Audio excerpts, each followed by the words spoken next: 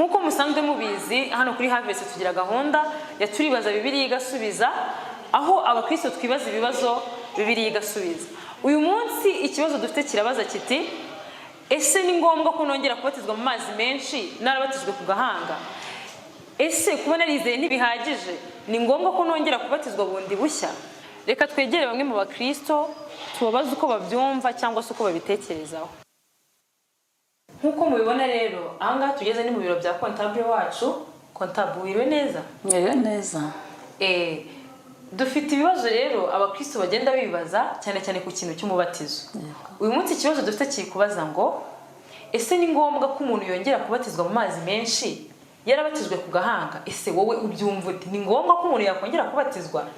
Ni ngombwa ko umuntu yongera kubatizwa mu mazi menshi kuko mu bwoko bw'imibatizo twabwiwe bwanditswe muri Bibiliya, kuko ari ryo jambo ry'Imana tuzi, buravuga butubwira neza ko umubatizo wo mu mazi ari umubatizo nyakuri. Cyane nko umuntu asomye muri Mariko igice cya mbere umurongo waho wa 9 kugeza ku wa 10 haranditse ngo Yesu yavuye i Yerusalemu araza abatirizwa na Yohani muri Yorodani. Iyo mu rero mu itwereka ko yinjiye mu mazi, ntabwo yigeze bavoma ya mazi ya Yorodani ngo yimusuke Kugahanga.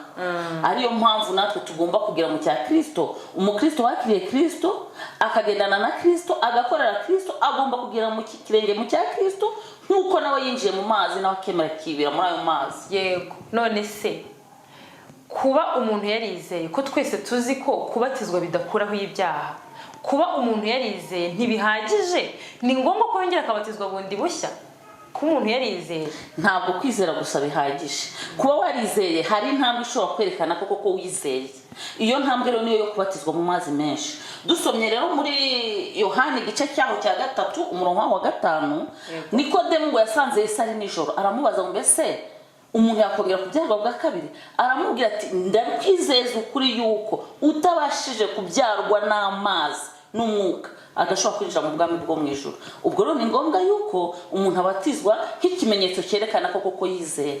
Reka twakire Teacher Claude nawe tumubaze ikibazo dufite cy'uyu munsi, atubwire icyo abitekerezaho nuko abyumva. Uyu munsi dufite ikibazo abakristo bibajije kijyanye n'ibintu by'umubatizo, kivuga ngo ese ni ngombwa ko umuntu wabatijwe Kugahanga yongera kubatizwa mu mazi menshi? Wowe ubyumva ute, ubitekerezaho iki? Wumva ari ngombwa?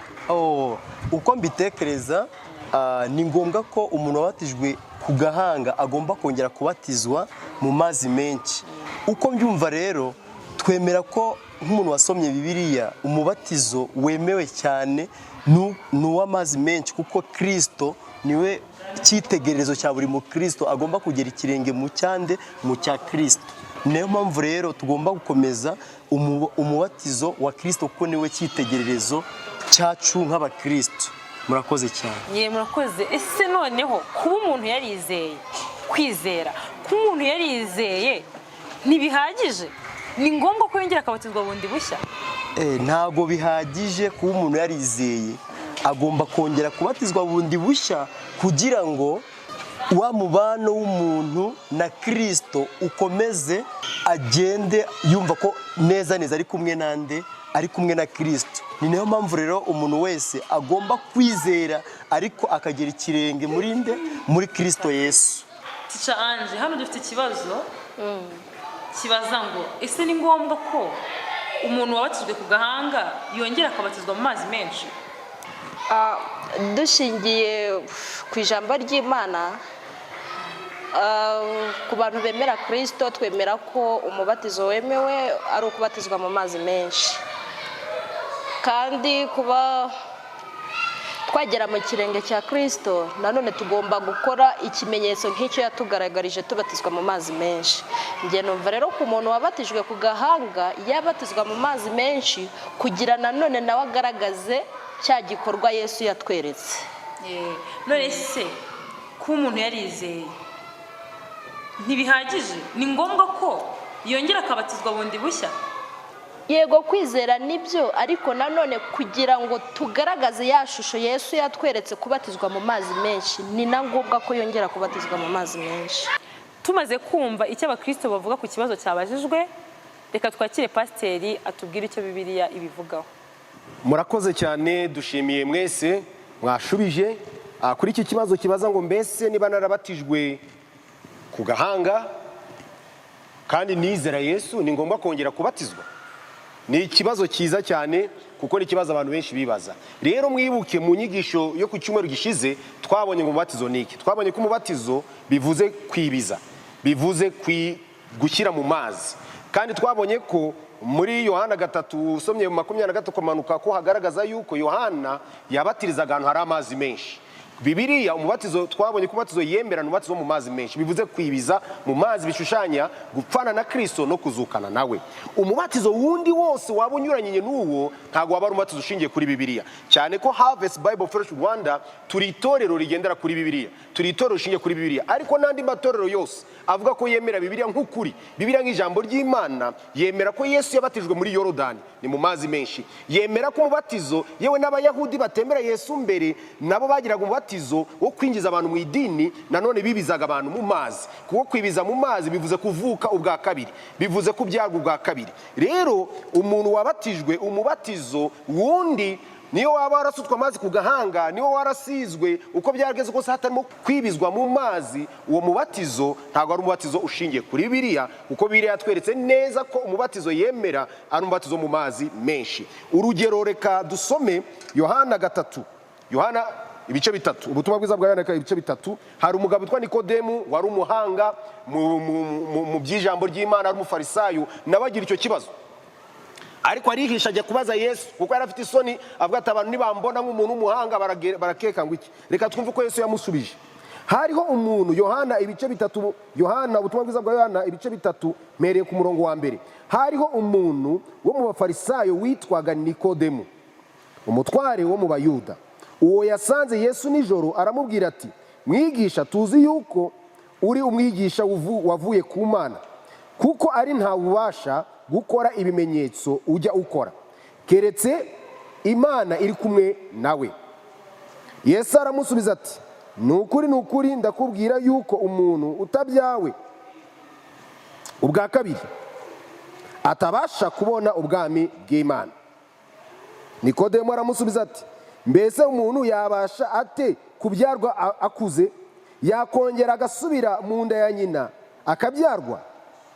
Yesu aramusubiza ati, nukuri ndakubwira yuko umuntu utabyawe n'amazi, uca umurongo aho ni ijambo n'amazi, umuntu utabyawe n'amazi n'umwuka atabasha kwinjira mu bwami bw'Imana. Ikibyawe n'umubiri nacyo n'umubiri, ikibyawe n'umwuka nacyo n'umwuka. Amen. Nikodemu nawe yagize nk'iki kibazo kuko yari yarabayeho mbere ari umuyahudi, ariko arashaka kuyoboka Yesu kugira ngo ayoboke inyigisho nzima, ariko agira ikibazo, yibaza uburyo yakongera kubyarwa ubwa kabiri kandi akuze. Yesu aramusubiza ngo nukuri utabyawe n'amazi n'umwuka.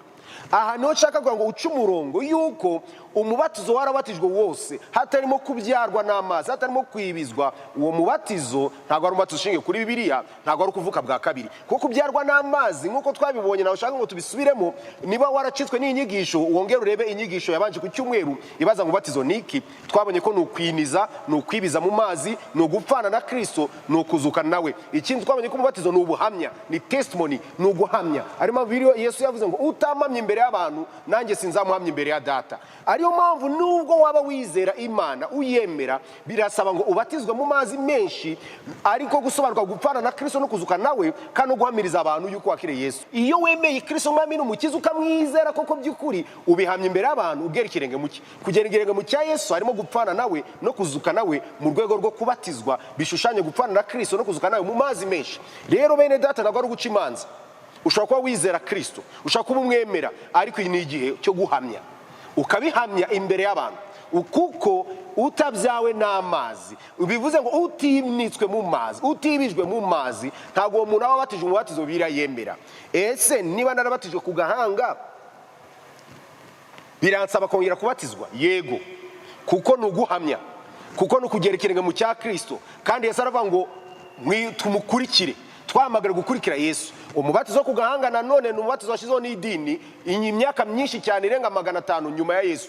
watangiye ari umubatizo ubatizwa abana, nyuma uza kuba umubatizo w'abarwayi, nyuma n'abantu bakuru baza kuwufata. Niba rero utarwaye mu buryo bw'umwuka, niba utari umwana mu buryo bw'umwuka, gera ikirenge mu cya Kristo ubatizwa mu mazi menshi, kuko umubatizo w'amazi menshi niwo Bibiliya yemera. Mu Byakozwe n'Intumwa ibice 2 usome were ku murongo wa 36 ugeze nko kuri 40, yewe ushatse urengeze 47, ngo abantu bumvishe ibyo Petero avuze ngo bibacumita mu mitima, barizera, abizeye barabatizwa. Bivuze ngo abizeye bahamije kwizera kwabo babatizwa. Nawe niba wizera Yesu Kristo, kwizera gusa ntabwo bihagije, bihamisha ubatizwa mu mazi menshi. Bisobanuye gupfana na Kristo no kuzukana nawe, bisobanuye ubuzima bushya, kuvuka bwa kabiri, aribyo Yesu yabwiye Nikodemu. Ni byiza ko umuntu avuka bwa kabiri abyawe n'amazi, bivuze kubatizwa mu mazi menshi, kuko umubatizo Yesu yabatijwe ni muri Yorodani mu mazi menshi. Yohana yabatizaga mu mazi menshi, intumwa za Yesu zabatizaga mu mazi menshi. Muri Bibiliya nta hantu na hamwe hari umubatizo wo kusuka ku gahanga.